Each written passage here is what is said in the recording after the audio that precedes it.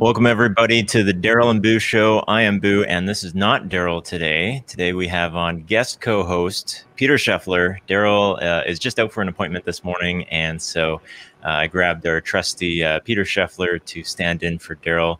Peter, how you doing? How's your weekend? Fast.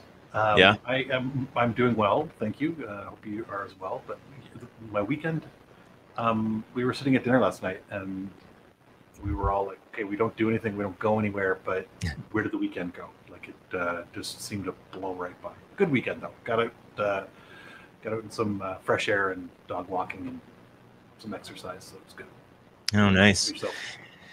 Yeah, you know, we got out for a bit of fresh air. The weather here has just been kind of on and off. We're actually expecting snow later this week. We had some rain this weekend a little bit, but we also had some sunshine mixed in there as well. So, you know, we're just kind of getting out where we could, and then coming in and doing various tasks. My wife took on the task of, we have an extra, like a bonus room that you would call a games room, I guess, or entertainment room. And mainly it's just like kids' toys in there. And so she's been working on, the kids have kind of, they're not completely grown out of toys at this point, but they're starting to kind of inch away from toys and stuff that you would physically play with. So we don't need all of that space just dedicated to toys anymore. So she took on that task. Now I was out mountain biking. I was out skiing with the kids as well while she worked on that. I should mention too, I made a LinkedIn post and posted a video of me with my helmet on. I saw that. And, yes. With the no bruise. Yes. Yeah. Now there's a bit of tongue in cheek in there where I put in a little line that says 0 people reached out to me. I didn't mean to cause anyone to be concerned because I wasn't actually that hurt. If I was younger, I probably wouldn't have been hurt at all. Now I was kind of out for like a week or so, but nothing that was actually totally damaged. But that was my dry sense of humor in there, kind of self-deprecating myself on that injury. But totally recovered. Head's okay. Got a full face helmet now, so I'll be able to withstand some more beatings on the hill. Nice. Yeah, I and the way you did the helmet on the YouTube or the LinkedIn role was very catching, because it was like, whoa, what's Boo doing here? So it was kind of cool to click on it, and then of course I had to comment that. See, now this is more reason for folks who they might be watching from YouTube, or sorry, they might be watching some of the stuff I post on LinkedIn, but that's actually just a storyline from the Daryl and Boo Show over the past few weeks, or maybe the past few months, talking about my journey into mountain biking, getting into mountain biking, being shocked by how much you have to spend in order to get into mountain biking, and then constantly talking about how I'm concerned about my own safety, and then finally actually falling off of my mountain bike. So it wasn't that helmet thing probably wasn't a surprise for anybody who actually watches the YouTube stuff, but transferring that into LinkedIn, I guess there's a bit of a gap in who is aware of what with me. Sometimes I forget these things. I think any hobby, anything that you dive into, everyone thinks, oh, I'll just I'll just buy this, or I'll just do that, and then suddenly it's I'm buying this and I'm buying that and I'm buying something else too. So it's a deep rabbit hole. It could be for anything really. And the newest, nicest stuff doesn't always make you better. I have a friend who's looking at mountain bikes right now. He wants to get into it as well, and that's awesome. And you know, coming from an older bike and looking at all the bikes that you can get now, they can range from entry level for full suspension. He's found some ones that are like $2,000, and then it can go up to like $10,000 ish from there on the top end. And then because I went through this process of shopping for one and picking out the one that I wanted, you know, he was asking me questions. How do I decide if I want the nuances are going to be the components of the bike? How do you know if they'll make a difference to my riding? In reality, when you're just starting out, probably not. Same with any of the stuff that you're getting into, but you don't want to spend that money again 3 years, 4 years down the road once you have gotten a couple of years into riding, and then you can start to notice the nuances of what you have, and whether you should have bought it then at the beginning or later on, or you sell sometime in between there. It's a tough choice to make. Well, I think when you're getting into these things, you think you're going to do this for the rest of your life. Sometimes you do, sometimes you don't, and sometimes when you invest that money, you enjoy it more, or you want to enjoy it more because you need to get your I don't know, adrenaline surge per dollar up, or whatever the equation is that you're doing. But you probably there's cases where you're like, okay, this isn't for me, or I'm having fun, and then you maybe sort of back away from it or something. And then you might just resell it, or like you say, there's a lot of people that have got into biking and are reinvesting in biking, with the lockdowns last year. I know Matt in Calgary, he just bought himself a new bike, and so right. You reinvest. And I'm kind of this year where I had my old bike before, and I was doing a lot of hybrid riding, and I'm going to buy a bike this year because I'm going to continue to. I really enjoy it.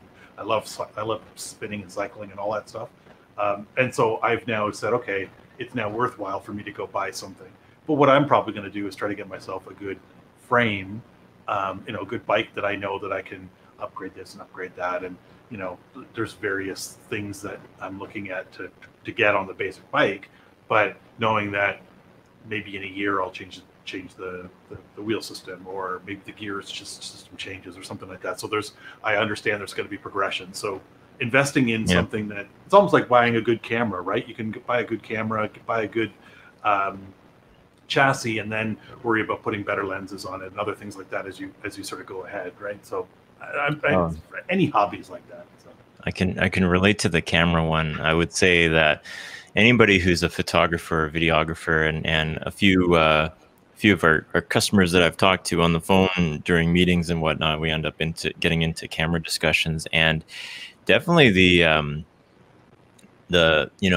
lenses are really where everything is. If you can get a good solid set of lenses that you're going to be using, and then the bodies, those are going to progress a lot. Like lenses somewhat progress, but not a whole ton. It seems like there's a few technology advances over the years with lenses. It's evolutionary more than revolutionary with lenses, right? Yeah.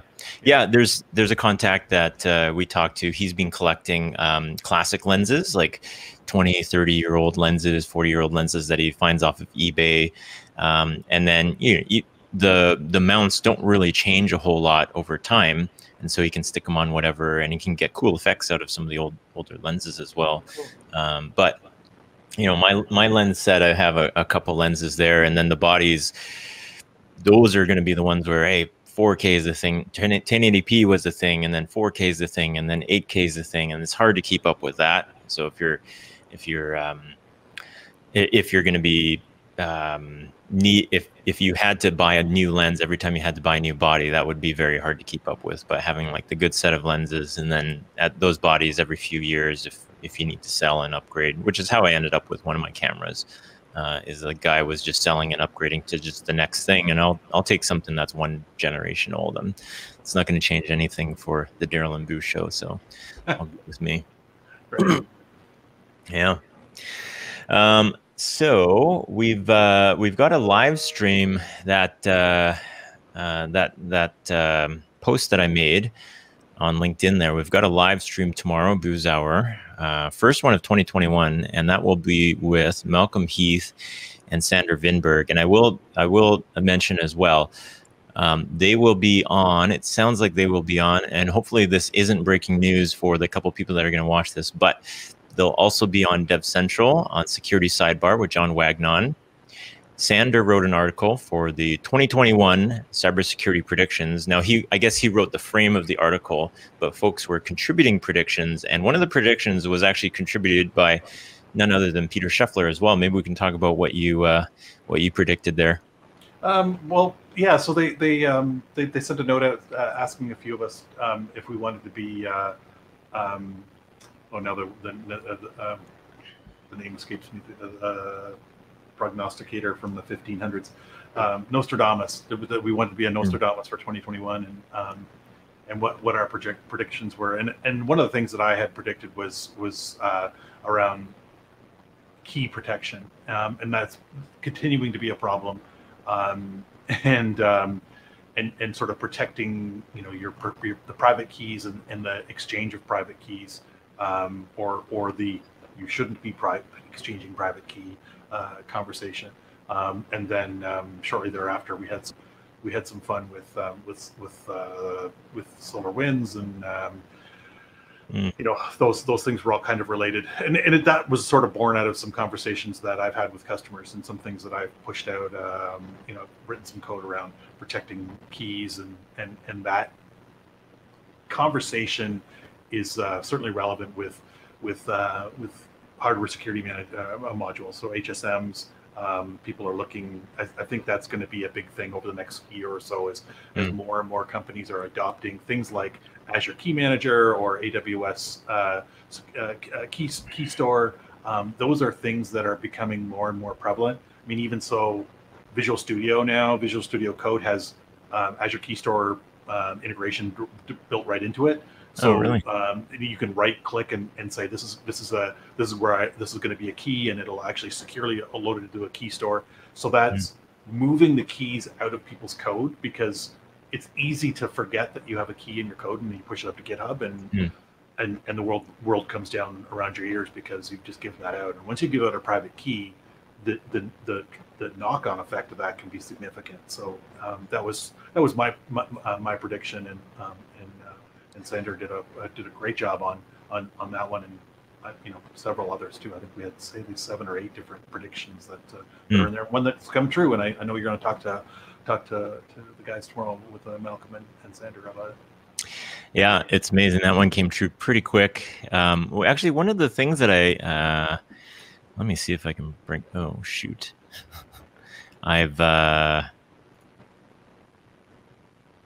No, I don't think I can do this now. I've got, can I do this? Can I share my screen? Oh, I can. Okay, I just refreshed my laptop, and so things are asking for permissions in Google Chrome, and I was worried that I was going to have to reboot Chrome there to share my screen out. Now, one of the things I did want to share was, where is it? Oh. I literally had my sweatshirt, the B-Sides Vancouver sweatshirt. Oh, really? This morning, I was going to walk my dog, and I grabbed another one because I have a hood on my coat, and then a hoodie and a hood. I was like, no, I'm going to leave that one, and so otherwise I would literally be wearing that same hoodie today. Okay, yeah, could be matching. This is you know, we'll talk about this tomorrow, because I'm sure folks have probably already looked up the cybersecurity 2021 predictions that we made here. But Signal app crashes as millions of WhatsApp users seek alternative. Have you installed Signal? I've had a Signal account for a couple of years now. Oh, really? To be honest, I don't know if I even have ever sent a Signal message. I installed it because, you know, it is ultra secure. I mean, WhatsApp itself is secure. The challenge that we found now is that the end-to-end encryption isn't truly end-to-end. So, I mean, we'll find out what happens with Signal in maybe 3 or 4 years too. But who knows? Good old Elon Musk just you know, one-line tweet takes a website down in one swell swoop. So yes, actually, he had made. What was that biomedical company very rich after he tweeted about Signal, and then somebody found Signal that was it was the wrong signal. Yes. Yeah, which happened with Zoom too, right? Like Zoom makes audio. The same thing. Yes. Yeah. Zoom makes the audio recorders and audio equipment as well, which those of us who are into audio stuff are also familiar with. Really cool, at least the stuff that I've been looking at, like handheld recorders. You know, as vaccines come out and whatnot, and we start to get back out in the field, I'm looking to get a field audio recorder so that I can film a little bit more when we're out and about. But yeah, that Zoom audio recorders went up. Now, it still has good reason to go up because as people, were working from home, they're buying AV equipment anyways, and but it's nothing to do with Zoom, the web company. Like they're completely unrelated, correct? Correct. Yeah. Yeah. Okay. Yeah. Anybody who's into audio stuff will be familiar with Zoom equipment. I didn't realize, but my father-in-law, he's a musician, and he had some Zoom stuff just sitting in his office. And then I realized it when I was out there last year and just working away in his office. And then I could see the Zoom audio stuff. His audio interface was Zoom, and he had mics and audio. So it's like a MIDI, like a MIDI interface kind of thing. That's what it is. Okay. Yeah. So Zoom audio. Oh, goodness. I was worried that Zoom would still trump Zoom. The video conferencing stuff would trump this Zoom, but not the case. Okay, so compact field recorder, that doesn't make any sense. Yeah, so they have audio equipment. So a lot of people will be familiar with this, probably this stuff if they're into audio recording. So you got your mixers. Like okay. Yeah. What my father-in-law had sitting on his desk is he had an audio interface. So actually he had one of these guys here. So he had mics and instruments plugged into it, and then it goes into audio interface, and then he can record and mix off of that. Gotcha. Where is it? Yeah, this one of these guys here. I think he has a bit of a different, like an older model of this, but this is how he gets his, because he has, like an actual XLR mic and stuff kind of plugged into his system. He uses it for Zoom video conferencing, but he has it because he's recording music at home. So they went up in value when they were when Zoom got big due to COVID as well. While we're in here, I had a funny thing here in Toronto. So some Toronto news that I pulled up. This $100,000 car that was stolen last week. Yeah. Did you see this in the news? I literally saw that picture, and it was like, and coming up on CP24, more on this car. And then there was like a little crawl saying a $300,000 Lamborghini was stolen, like one of a kind car or something like that. But that's all I know. That's it. So. Yeah, like I don't think it's been returned yet. These Lamborghini Urus cars, the Lamborghini SUV, which I would imagine is maybe similar to like an Audi Q7. They sometimes share platforms, like the R8 shares a platform with Lamborghini as well, but they're pretty rare. I mean, most exotic cars are rare to a degree, but these ones are, because they're pretty new, they're pretty rare. The car was rented. The GPS tracking system was then disabled, and they haven't found it since. Last week, we actually talked about a Rolls-Royce that was found in White Rock, British Columbia, that was stolen a few months earlier, but it was still kind of around town. Usually, I think these things, they get stolen, they get shipped off immediately. They're in a container in 20 minutes kind of thing. Yeah. Wow. So, pretty cool looking car. Not electric, but pretty cool. Right. Now another one for you. Superfan Nav Bhatia is getting into virtual workouts that you can do with him, or he's going to be a celebrity for a virtual workout program here. What is it called? Zerv is the startup. Oh, I haven't heard of Zerv. Okay. Bhatia, he's guess he's missing Raptors games because they're not really at home. But yeah. So they're playing in Florida. Yeah. There's no cross-border travel, so they can't come back here. So this should be interesting because, I mean, I know you do Peloton, and the folks that are the coaches on Peloton, they're looking pretty fit and trim. Not to say Nav Bhatia isn't a fit and trim guy, but he's not, your typical person that you would probably see hosting hosting a fitness workout, but still pretty cool. Probably relatable to a lot of folks, of your maybe average body type. I think that's and I think that sometimes some people are intimidated by an instructor that is like uber fit, but you got I don't know, you gotta start somewhere, right? You just gotta get in there and do it. Right? Yeah. Cool. Yeah, there's a lot of this home, and I again just I don't know if it was on my phone on Apple News or on my computer this morning, but the Biggest Loser. Can't think of her name now. I'll actually follow her on Instagram. Jillian Michaels, or Jillian Michaels. She's sort of talking about what the new gym is going to look like, and how it's going to be a combination of home and like a hybrid kind of when people are able to go back to gyms and work out together. I don't know. The thing that I think is maybe the next step in that is, I would like the opportunity to have somebody watch my Peloton and give me pointers and say, if I were to have like just set my camera up beside me while I'm doing a Peloton class and have it recorded. It doesn't have to be live, but have someone come back and say, you know what?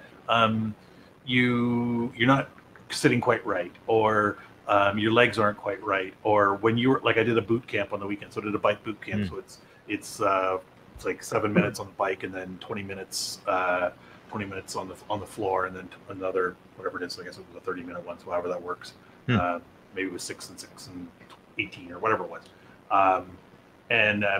So someone would say, okay, you know what, your back came up here and you're going to get some back problems if you keep doing this, because that I think that's the next step that people are going to do, because you're going to hurt yourself if you don't have anybody watching you. So even if you're in the gym and you're doing something wrong, sometimes in some cases some people might come over and say, hey, you're using this equipment wrong, or how can I help you here, or because you may not know what you look like, or you may not know what you're doing, and a combination thereof. And I think if you were to have somebody to go and review your class, like I said, not in real time, but just say, hey, like I got back, get back to me in a week saying, here's what you could do a little bit different. So yeah.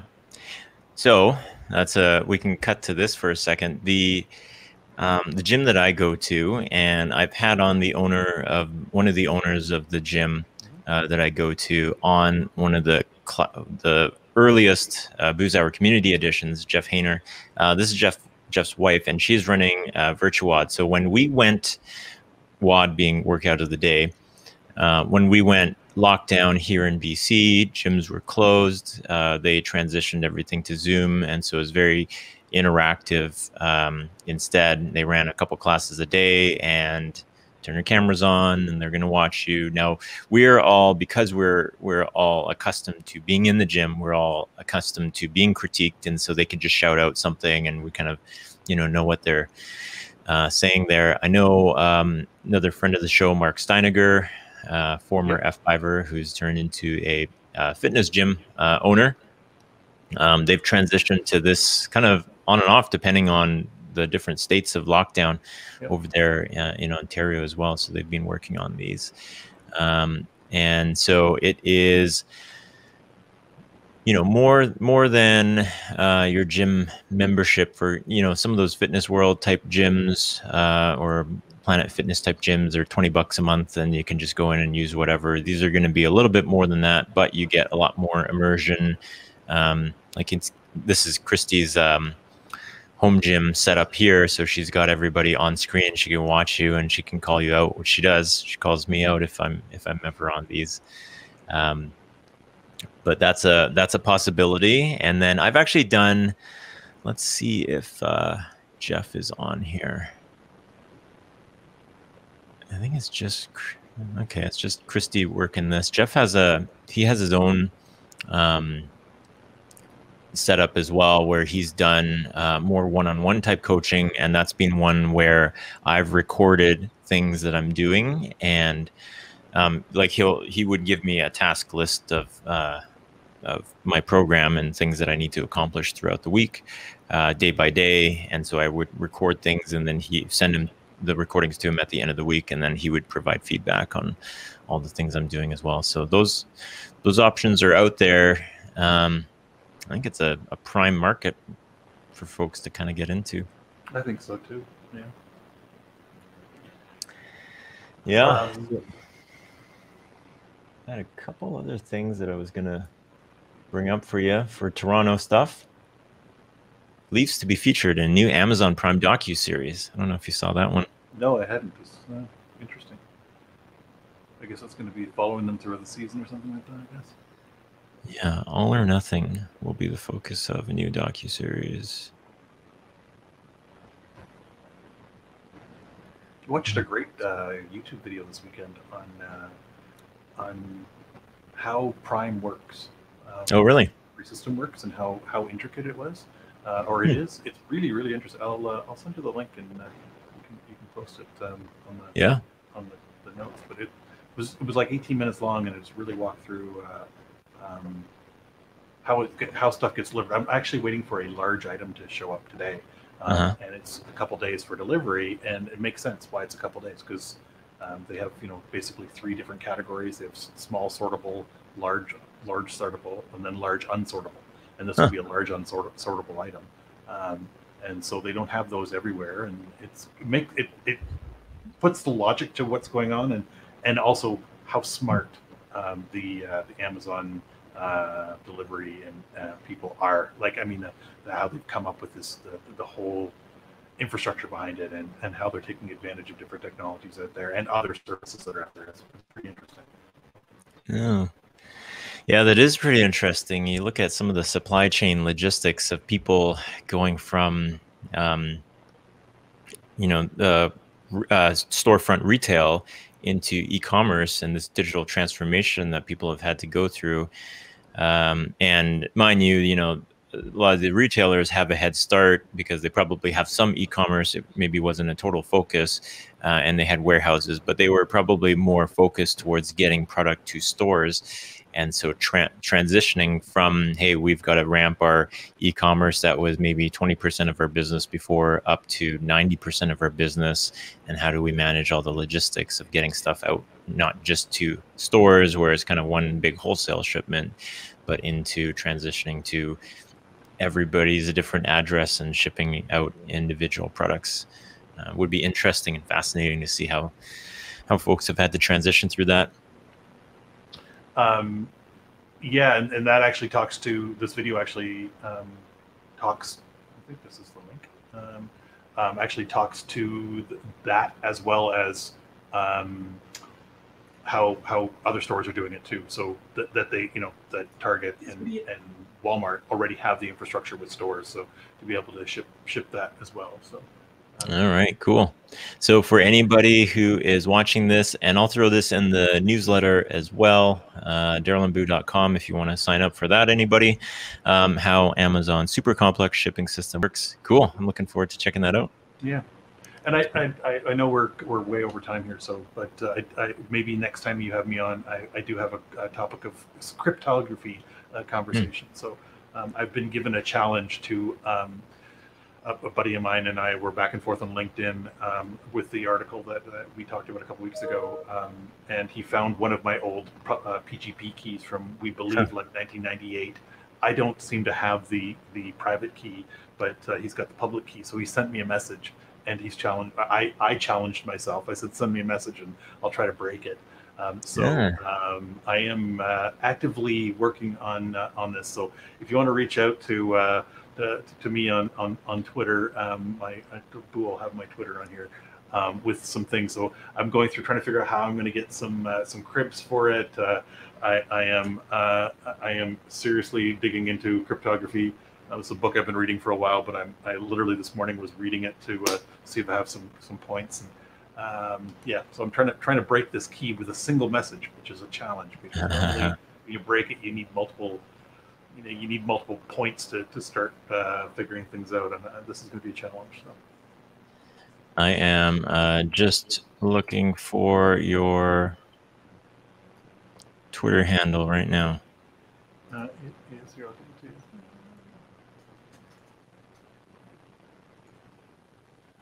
my profile. It's all right there. And there it is. All right, here it is. The Real Cipher King at the Real Cipher K1. Yeah, I know. It was very annoying when I realized that it was too long. But this harkens back to it's your fault that this is my new Twitter handle. Maybe, yeah. I mean, once you have a blue check mark, once you're way up there in followers, I'm sure they'll work around this for you. Very cool. Well, I didn't add that to the stream. Here it is. Okay. Okay. I was looking at this thing and I was assuming that it was shared out, but there it is, the Real Cipher King. Cool.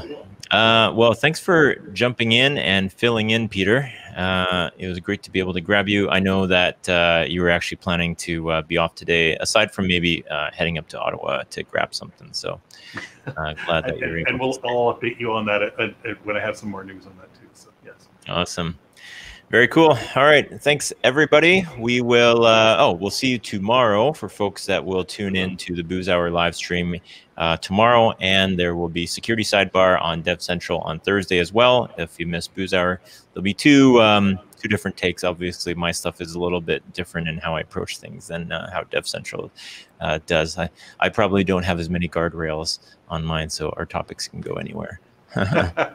Possibly, exactly. Yeah. All right. Thanks a lot, folks. Hey, thanks for having me.